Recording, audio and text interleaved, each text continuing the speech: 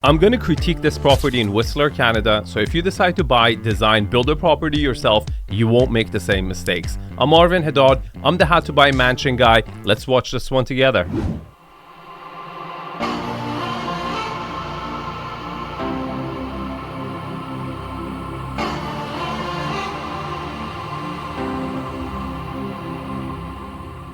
Hi and welcome back to another episode of EV Exclusive. I'm Nina and today we're in beautiful Whistler, British Columbia. We're an hour and a half from Vancouver and we're in an area called Stonebridge, just perched above Alta Lake. We are going to check out a stunning home. The stats on it are 6-bedroom, 10-bathroom, 8,700 square feet of interior space, and it's situated on a 7.625 acre lot. Okay. Architectural style. It's definitely contemporary, kind of a free-form design, and I don't like it. And I'll tell you guys why. To me, it feels like they're trying to mesh apartment design, like a 3-story apartment complex. You see this 3-level with these kind of balconies that look like, exterior hallways of an apartment building, with a 1-story single-family home on the lawn side, right? They're just trying to mesh it together. Doesn't have a cohesive identity, and it's very expressionist, or in some way you can say an exhibitionist, right? It's really like showing itself off, and it has these lymphs that are sticking out that just don't talk to each other, in my opinion. You have this area over here which looks like a kind of a cool single family home. I like that idea. But then you have this cantilever swimming pool, which is also cool, but it doesn't speak whatsoever to this really long double-decker balcony, and I just really dislike this 3-story look. So it's a free-form design. It doesn't really have a front or a back, which I typically like these structures, but to me, it feels like they've gone very heavy on function and they've sacrificed a bit of form here because this is a view property. You're top of a hill, promontory to get some view. So I'm holding a bit of judgment here and giving them the benefit of the doubt that maybe they achieved something incredible inside that forced their hand to have these kind of extensions that are sticking out in weird shapes, okay? We're excited to have a special guest today, 𝗕𝗓cie chị_𝗸, who actually built this home. Okay, we are in the motor court. You remember how I said it doesn't have beginning or an end? This is not your typical rectangular city lot. It's just freeform, and it's about 7 acres, but the flat area is pretty much what you can see. So it has this motor court that you come in, and you don't come in center to the view or back to the view. So pay attention to the way they've positioned the house on the lot, because this is going to dictate a lot of things. And start thinking, okay, did this help the property or did it hurt the property? And we're going to discuss it at the end of the video, okay? Tell me about this blue corridor. It looks like the sky. Well, this is one of my favorite parts of the house because it separates the garage and the approach to the house to this beautiful courtyard in behind that features the mountains and the trees. This was supposed to be a very simple metal panel. Okay, I don't know about the color, but I love the idea. To me, this is a pedestrian, private driveway where you come into the motor court, but then when you get off, you have this walking experience. It's kind of like a Control-Alt-Delete for your brain. It really sets the mood, right? Kind of a tunnel where you go through a transformation, you come out from the other area, and the way you enter the backyard, which is kind of in the front or side yard, because you pay attention, it's kind of weird, like where the grass area is, okay? And then, but it creates this tunnel effect where, it sets the mood, creates a little anticipation. You get to tell your own story. Beautiful execution. Blue color is questionable, but the idea is perfect. And that was a big part of the client's request, to have a flat green courtyard and some place to bring everybody together. Okay, do you see what happened here when I tell you it's kind of a weird thing they did? They've separated the view from the lawn area by putting the house in the middle. That's a big decision they made, because they could have easily positioned the house where the grass is, and then you would have had a lawn, and then you've had the view on the back of it, which would be more, orthodox. This is more of an unorthodox way of doing it. What it accomplishes, you create 2 separate moments. You say, here's your lawn experience, here's your view experience. I've seen it done beautifully. There's a video of critique. I will maybe link it at the end of the video, but it already forces one element. Can you spot it? I'll give you guys 3 seconds. 3, 2, 1. It already forces a long house. Do you see it? Look how long and narrow the house is. It goes all around right? So if you want to go, it's going to be room to room to room to room. Like you should be able to see that right through the roof line because you left the middle empty, right? You don't have the middle, you don't have the center, right? So the connectivity, the layout is going to be room to room, and that's a sacrifice, but it could still be worth it because they moved the house closer to the view, so you should be able to get slightly better views than if you had positioned the house over here. So Mike, maybe before we talk about the stairs, you can tell me a little bit more about the build. Okay. The client hired a company called 𝗏𝗏𝗔𝗍𝗃 Jackson out of Seattle to do this design. Now they're famous for designing Apple stores all over the world. Risky choice. Very risky choice, okay? Designing commercial buildings, retail, and residential properties are completely two different skill sets. I personally like to stick with architects who specialize in residential. Now, you could hire another architectural firm as a creative director to introduce elements, but let the residential architect do the residential job because they have way more experience in doing it. They took on this residential project with the idea of capturing the viewpoints, meeting the client's needs, but also doing something very special. Our client was an engineer by trade. He loved pushing design ideas like the roof edge or these stainless steel columns with very detailed connections and something like the stairwell, which quite frankly was a challenge for us to build. It's also one of the show points of the house. Absolutely. It's amazing. And I heard this is sort of meant to replicate like a piano. Correct. The idea was to have something very light and very fine carrying the stairs. Now, stairwells are supposed to carry a lot of people for a wedding photo or be really strong if there's some sort of movements. Seismically, we had to meet a bunch of requirements. And so the idea was to hang it from the ceiling, but tension it all the way to the floor down below. And it's very successful in combining the ceiling elements through the floating stair and grounding it down to the basement. And that's literally what we did. We had to put 400 pounds of tension into each cable so that it would stay taut and be crisp. Okay, this is very typical. Okay, I'm an engineer and I can speak for most engineers. Engineers love solving problems. And sometimes when it comes to designing, they create problems that are not there and they get satisfaction from solving them. To me, that doesn't make a great design. To me, it's artificial. Design has to be beautiful in its simplicity. You never had a problem or a challenge as far as where to put this stairway in a property like this. You chose to create a problem and then to solve it. You're going to have issues with this stairway eventually. I don't see it as a great choice to do it. And as far as beauty, I give it a 7. You know, I wouldn't say this is the most beautiful stairway I've ever seen. It's nice, it's good, but 7 max.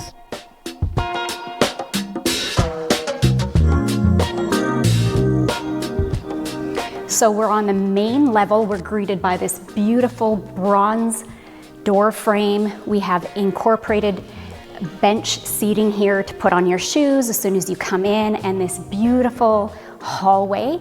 It's actually curved. Okay, let's talk about the wow factor. It's a little bit held back. To me, it's more of a foyer, right? And it's beautiful. You have a bit of a wow factor to your right, beautiful lawn, right? At least in, half of the year when it's not snowing stuff, it's going to have that greenery, that dynamic element. It might even look pretty good in wintertime when it's snowing. But to me, this is a very grand double height ceiling foyer.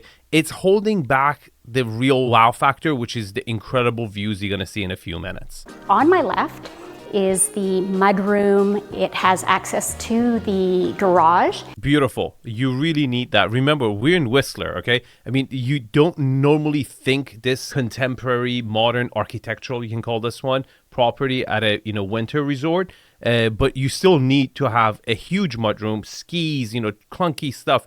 So I'm very glad they cater to that.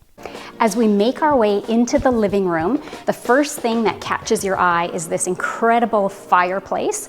I'll come and stand next to it just so you get depth perception of actually how big it is. So it goes up 40 feet and it looks like a skylight at the top, but it's actually a glass tower, and the house really flirts with you as you are approaching it. So as I was driving up Stonebridge, you can actually see this glass peak from the drive up. I don't know if that looks so flirtatious to me. You know, I don't like to be flirted like that. It looks like an elevator shaft or something. Gorgeous living room, all these organic materials. Okay, let's talk about the formal living space. I think they've done an excellent job, and I'll tell you guys why. This is a contemporary architectural, whatever you want to call it, modern design, right? Super risky, super risky to execute in Whistler, Canada, because 90% of the clients are looking for the chalet experience. They're looking for that warmth. They're typically not looking for a contemporary home, but they've covered the fact that, look, this is modern. I have to keep it warm. A lot of the floor is wood. A lot of the ceiling is also natural wood to keep that warmth, and they've mixed it with the right amount of concrete, right amount of stone. This is the right ratio. We're going to make our way to the dining room.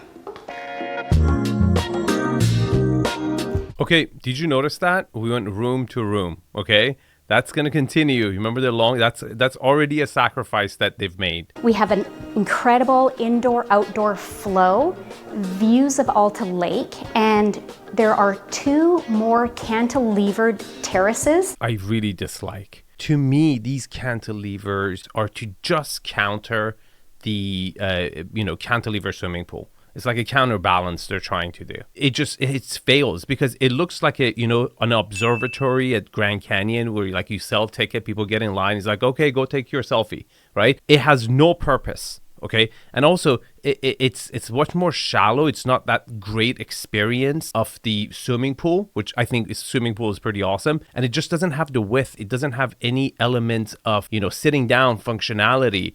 It's just like, go out, take a look, and come back. We have concrete floors, and then they transition to pieces of walnut, and then it will go to concrete again. So I've never seen that before. I've seen it before, but pay attention to the amount of wood used over here. It went to 50-50. That is something that they should have been more cautious about because, again, you have to keep it warm. If you go cold, you just lose that energy. With a modern design, especially in a winter cabiny vibe where you're competing against chalets and winter vacation homes, you have to keep that balance. Right now, you're still on the safe side. You're like 50-50 wood to concrete or gray, whatever. It could be stone or concrete. You're still on the safe side. But if you go above that, you failed.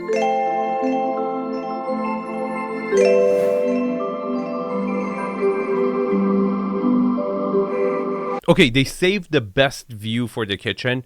Great choice. But where they dropped the ball, and we saw it coming, it went from like 70% wood to, 50% wood to now 30% wood on the kitchen. To counterbalance it, they introduced white cabinetry, white countertop. This doesn't make me feel having a warm winter meal. It makes me feel having like a, cereal with non-fat milk. Right? And then they've positioned 2 sinks facing the view. I see what you're doing, but your arrangement for the stools is wrong. Like, why would someone want to sit on the stool and look at the fridge? I would have continued with wood, natural elements, stones, and matte finishes, texture. Contemporary design could feel cold. The way you bring that out is by letting people touch the material, touch the texture, get that vibe, connect with the nature, and then they won't feel cold. And white is just super cold. Shiny, super cold. Not cool for a winter experience. Just behind me here, we have some more bar seating and then a more informal sort of, I would say probably more of a breakfast or lunch area.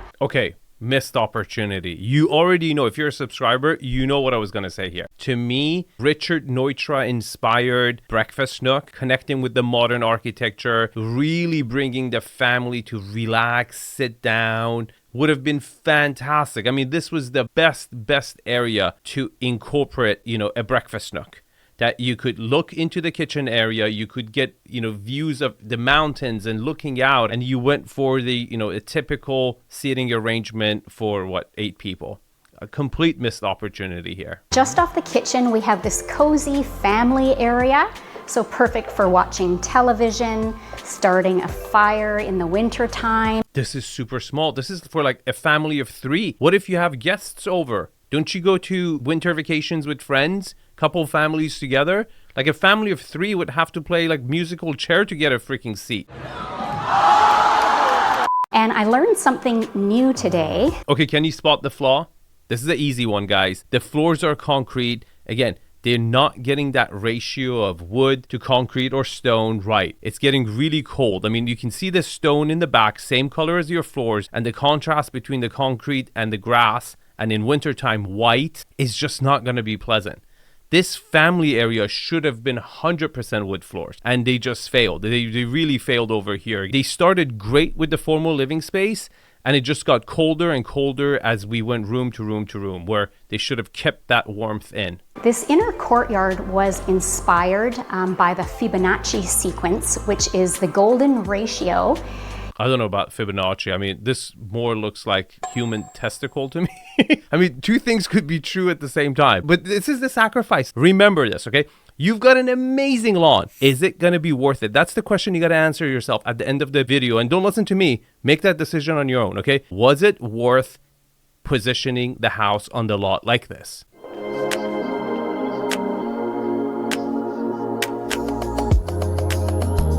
Okay, so that was a pretty small first floor, right? It wasn't that big. And you're asking yourself, like, how's that possible? Like, you thought it was a lot bigger, right? Me too.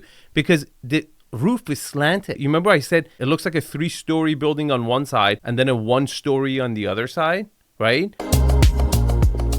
So now we're in the separate suite. It could be a nanny suite for your friends to stay or family.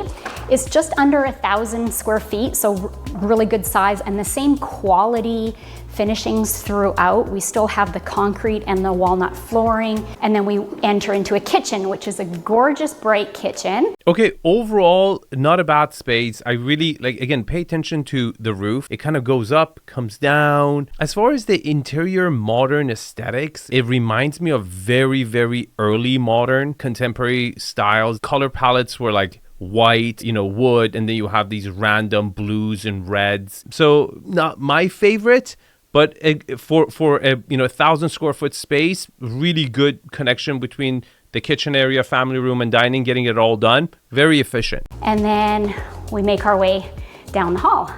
This door leads to the garage. We can't show it to you because it's full of storage right now, but it's actually one of 2 garages. That's a problem. So you're telling me dead winter, you don't have direct access from the garage to the main residence? Like when it's really, really cold? For Whistler, Canada, that's a problem. The garage should have had a direct connection through the house without going outside to the main house, not the guest house. And then just to my left is the guest suite, the bedroom. They're sensor lights, so they actually come on. You have your own full walk-in closet and a really beautiful bathroom. Do you see what I'm saying? I don't know if you guys have seen these like early modern designs, and they will have like this white wood and then red and blue. They will always do this, sometimes yellow, right? So now we're gonna head upstairs.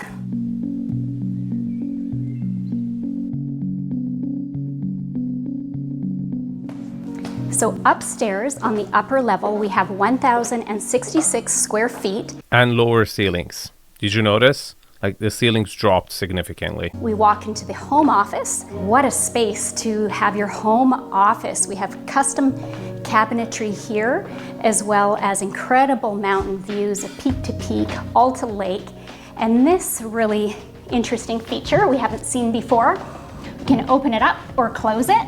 So it really kind of seals off the room. That looked like a, medieval torture equipment, but whatever. Amazing deck. I would say it's probably about 25 feet, and you just really feel one with nature. Okay, the views are insane. Okay, let me rate the views before talking crap about this deck again. The views are, I would say, 9.75 out of 10. Because you get lake views, you get mountain views, and Whistler's quite green, so you get that, pine forest, and then, mountain tops, and not hills, like proper mountain stones, you see the gray, and then, snow top mountains.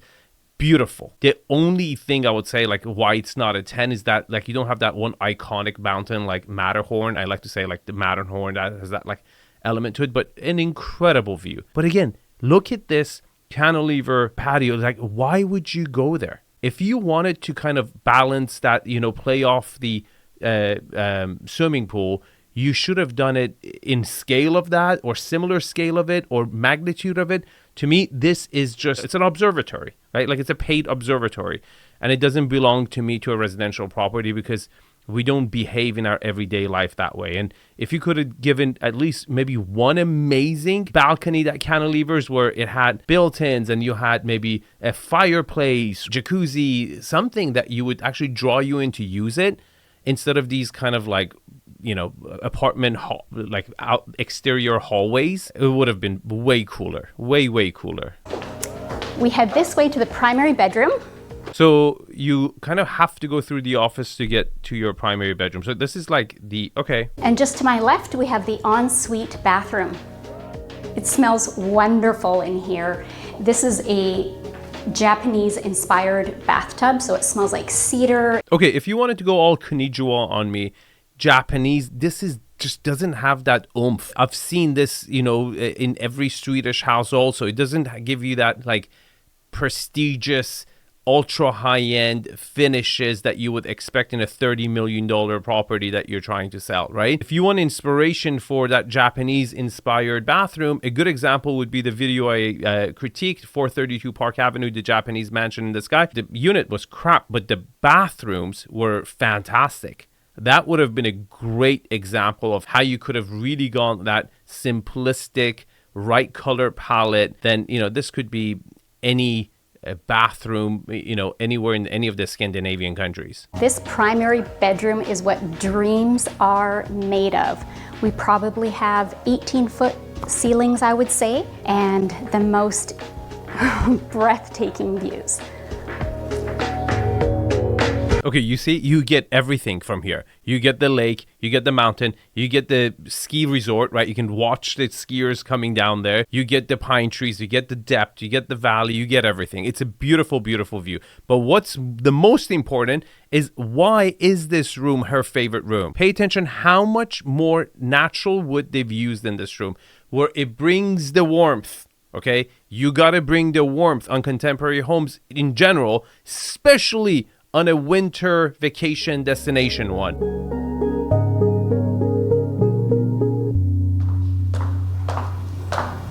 So on the lower level, we have 3,778 square feet. Did you notice that? There's only one bedroom upstairs. The guest and kids' bedrooms are 2 floors lower. That is a problem for resale. That is a problem for rental. You know, if you have kids, you're going to have 2 sets of stairs to get to your kids. Would you even know if they woke up in the middle of the night if they're young? You wouldn't know that, right? It's a major, major problem, and it's another sacrifice. Not just they've decided to put the house in between the lawn and the view that created that long shape house, but also they decided to give a very unique slope to the roof, peaks out on one area, then it goes down, and then it peaks out from the other side for just pure aesthetics, okay?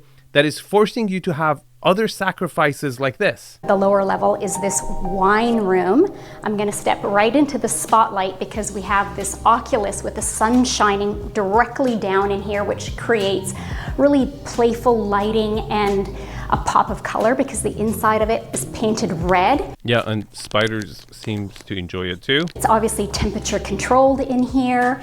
Beautiful curvature as well, with these steel beams and a sink here. So I guess you can kind of try wine, and if you don't like it, give it a little swoosh, spit it out. Don't want to drink too much.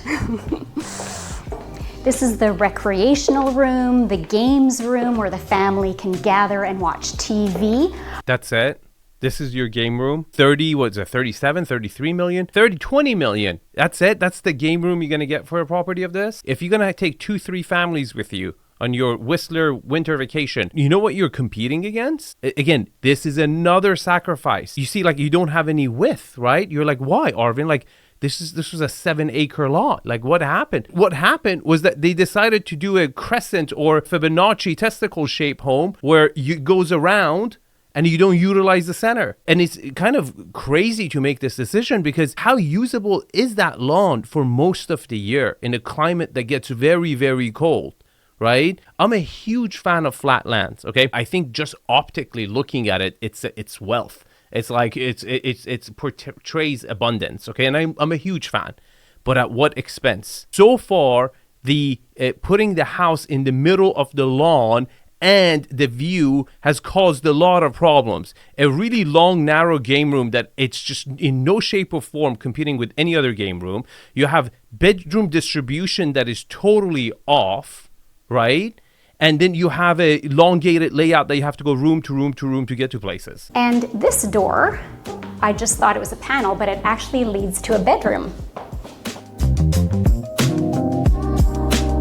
On our way, there is a full bathroom. Layout issue. Do you see what I'm saying? You have to go through the game room and go through a hidden room to get to some bedrooms here. Do you see that elongated design? It's causing problems. We make our way into the room. So really spacious and bright, beautiful tree-lined views from this bedroom. And let's head over to the other side. Look at the size of this door. It's beautiful. This is the second bedroom downstairs, and on the right we have a powder bathroom. It has a separate shower and bathtub, another floating toilet, as well as a vanity. And then as we make our way down, this is the walk-in closet. Again, you can barely see it. I love the black paint here. And a full-size, bright, open bedroom. Okay, I like this bedroom a lot more. It has a decent view.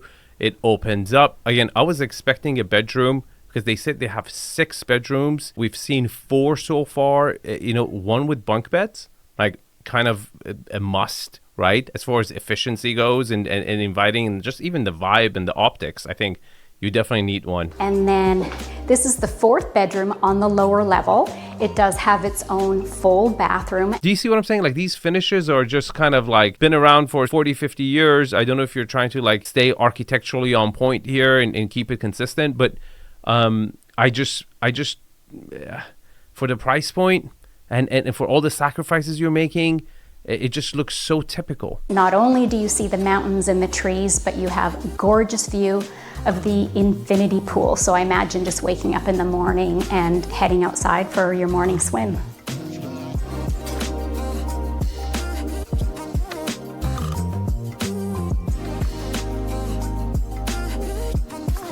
We make our way into the full gym. So everything, you could possibly want here for equipment. Are you serious? There's like 3 pieces of equipment. Like, is this all you want at a gym?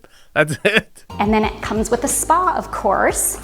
The tile work in this spa is incredible. I don't care about the tile work. It's completely, tucked in. See, this is what I'm saying. Like, you are not engaging with that lawn whatsoever. The only parts of the house that engage with that lawn was that walkway from the front entrance, passing by the staircase. Like if you're going upstairs, the people who are staying at the primary bedroom, they're going to enjoy looking at it, right? The small section of the family room, which was really, really tiny, opened up to it. You did not flirt with it. You did not engage with that humongous lot. Like you could have incorporated the spa to look into that. Right? Or if you would have intruded into that space and not kept it all empty and positioned the house differently on the lot, you would have been able to have these, moments, right? Openings and engagement with nature. It was beautiful. It's a beautiful setting. It's a promontory, 7 acres, a lot of flat land on top of a hill. And why does your spa have to be tucked in with no windows looking into anywhere?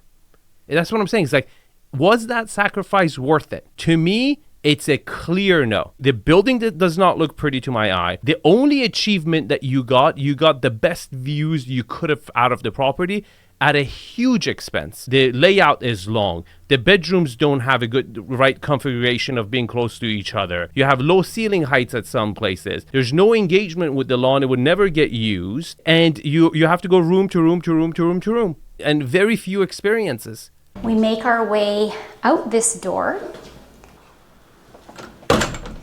So here we have a covered area, obviously in Whistler, very convenient, so you can use this jetted hot tub all year round. We have another Oculus feature. So I would imagine at certain times of the day or of the year that you'd have light shining down onto the hot tub. Again, we have this ceiling painted blue. I feel like kids would try to dive from the lawn into the jacuzzi. This is a safety hazard. And on my left, there's another fireplace. Do you see what I'm saying? The jacuzzi, the fireplace are all on this side. You completely neglected the prime lot flat area. You could have had a spa, you could have had a fireplace there, you could have engaged with it, you could have had a gym that opened up to that space. You didn't get any of it. You just saved it for a rainy day and you never used it. Ah, the pool. So this pool is approximately 82 feet long. I love the pool. Okay, I think it's really cool. I think the only cantilever that they really got right, and it goes with the contemporary design, is really cool. They just didn't offset it the right way on the building side. Anything else that cantilevered from the building was insignificant. It looked like an apartment complex to me. It didn't really speak volume and connect with this cantilever, and that's what they were trying to do. All those cantilevers is just continuation of your main element, right? And all of them failed. This one like nailed it. So the realtor in me is thinking about how much this house would cost to build in today's world in 2022, because of course we're faced with inflation and we're also faced with supply chain issues right now. So I'm thinking it would be at least $3,000 a square foot. $3,000 a square foot? Oh, you got to be kidding me. Probably even a little bit more due to the quality and craftsmanship of the materials used in this home. With all due respect, okay, you could say, Arvin, excavation, right? Opening the field, private driveway, maybe getting to the lot, that stuff is expensive, okay?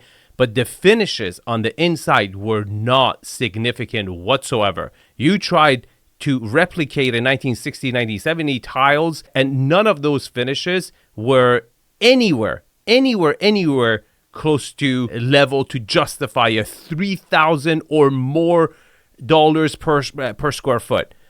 Completely disagree. Completely disagree. I don't know what the excavation costs and just prepping the lot for build is, or transportation, how hard it is to get material up here. But if the build cost is expensive, it's not 100% because of the material used in this house. And probably when they built it, again, this is just a guess, but I'm thinking it was probably closer to about $1,900.